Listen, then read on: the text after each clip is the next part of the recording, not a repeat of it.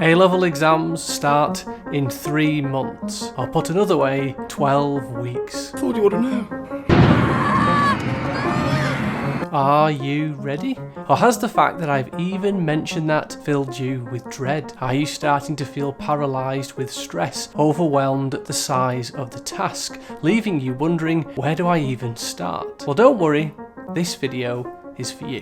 Hey everyone, welcome to Bear It In Mind. I'm Tom, an A-level psychology teacher with 15 years of experience and a membership platform that you can join that provides you with loads of support and resources to help you master your psychology exams. In this video, I'll show you exactly how to go from stressed and stuck to confident and in control. By the end, you'll have a clear plan to follow, a smarter way to study, and the confidence to know you're actually making progress. But first, I'd like to tell you about a former student of mine. Let's call her Daisy. She was one of the hardest working students I've ever taught. She was the type of student who would wake up at 4:30 in the morning to go swimming before sixth form. It's an understatement to say that she was hard working. One day in her upper sixth year, just before we finished for the February half-term break, she waited behind at the end of the lesson and said, "Sir, can I ask you a question? How many hours of revision should I be doing each day?"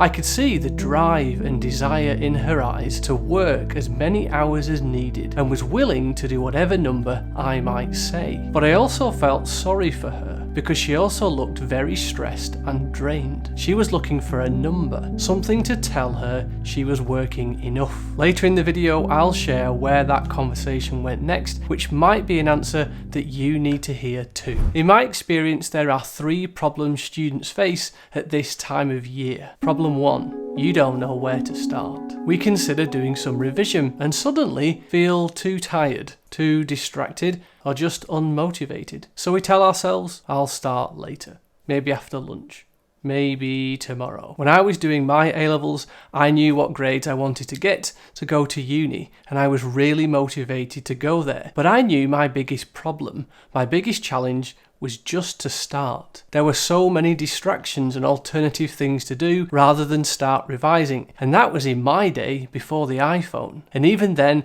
I'd trick myself into thinking that now was the best time to reorganise my room and even clean it. However, after reorganising my room or watching that extra TV episode, I always carried around that sense of guilt that I should be studying instead. And then I just felt worse afterwards when I'd realised that I'd wasted all that time, and all that had happened was that hours had gone by, the exam date had gotten closer, and I hadn't made an inch of progress. It was realising that I just needed to start that helped me immensely. That was my biggest battle. That's all it is.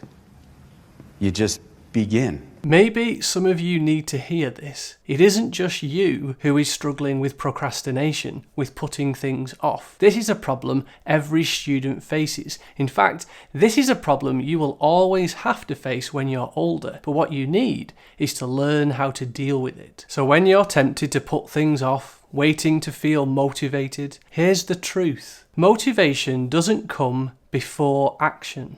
It comes after it. The hardest part of studying is simply starting. But here's the trick. Once you start, even for just 2 minutes, your brain shifts into focus mode and suddenly it's much easier to keep going. Think of it like trying to push a huge rock. At first, it feels impossible. It's heavy. It's stuck.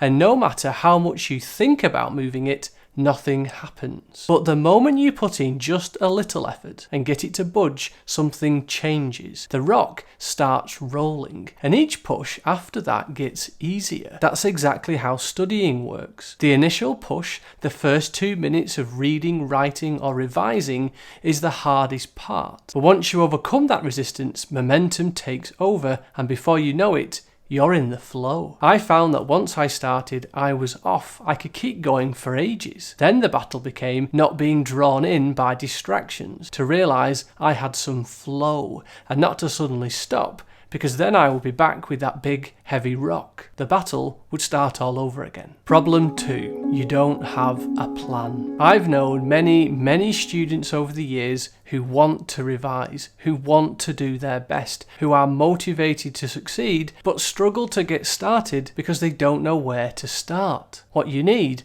is a plan. So, here's a plan. This is a week-by-week breakdown with what to revise for A-level psychology, starting the week of February 17th, taking you all the way up to the exams. It covers all the parts for paper 1, 2 and 3, that includes each topic broken down into the subtopics and is designed so that you get to revisit each topic twice. If you'd like a copy of this week-by-week plan, I've put a link in the description to where you can download a free version and you can make your own version of it for any of your other subjects if you wish. But why do you need a revision plan? A solid revision plan isn't just about squeezing in study time, it's about motivation and reducing stress. Seeing how much you have to cover in such a short space of time, and this is just for one A-level, can light the fire under you that makes you go, oh my word, I need to get going. If you have no idea of how much you have to revise and how little time you have left,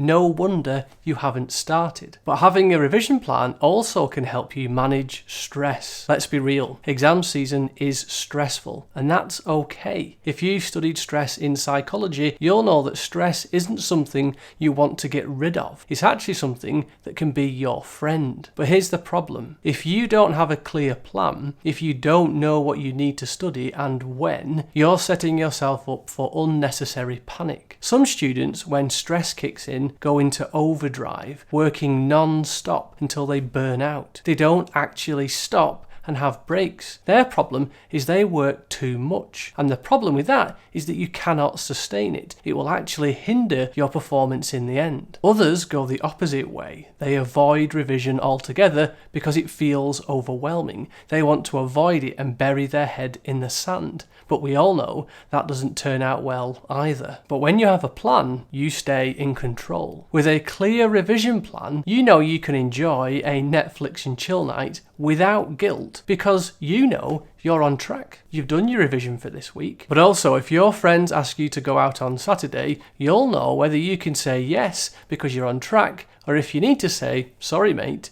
not this weekend, because you've realised you're behind with your revision. A plan gives you clarity and balance, so you don't waste energy stressing about what you should be doing. In fact, having a plan isn't just about knowing what to study, it's about deciding when and where you'll study. But what does that mean? This is where something called implementation intentions come in, and it's one of the most powerful ways to beat procrastination. Instead of saying, I'll study psychology tomorrow, say instead, tomorrow at 4 p.m, I'll do an active recall session on memory in the library for 45 minutes. By deciding ahead of time, you remove the mental effort of making a decision in the moment, which is often when procrastination kicks in. One of the biggest reasons students procrastinate is that they haven't actually decided what to revise before they sit down to study. Instead, go into each week knowing what topics you're focusing on and when you're going to study them. Each day, you should know exactly what you need to work on, so when it's time to revise, you just get started. So download that plan, make it your own, rearrange it to suit where you're up to already with your revision. Problem 3, you don't know if you're improving. And this brings us back to Daisy. She asked me, sir, how many hours of revision should I be doing each day? And I said, you're asking the wrong question. It's not about how many hours you put in, it's about whether you actually know the material. The real question to ask yourself is, can I recall this information without looking at my notes? And if the answer is yes, you're done. If the answer is no, you know what to focus on. Stop measuring your revision by time. Measure it by understanding. Some topics might take you 30 minutes to revise, others an hour or more. But the goal is never just to clock in study hours. It's to test yourself honestly and make sure you actually know it. Repeat after me. Stop focusing on how long you study and start focusing on whether you know it. And here's a bonus tip. Stop avoiding the comfort zone trap.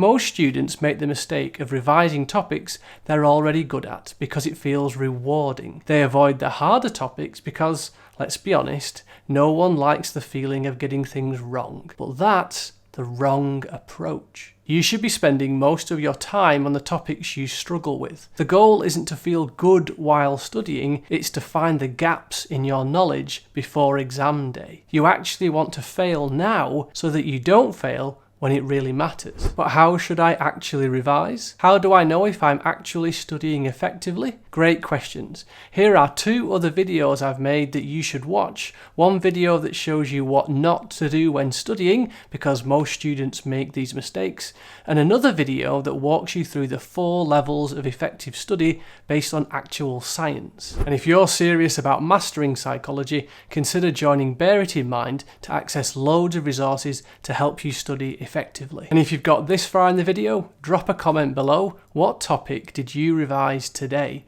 And in a week's time, come back and leave a comment to encourage future students to get going with their revision. I hope you found this video helpful, and we'll see you in the next one.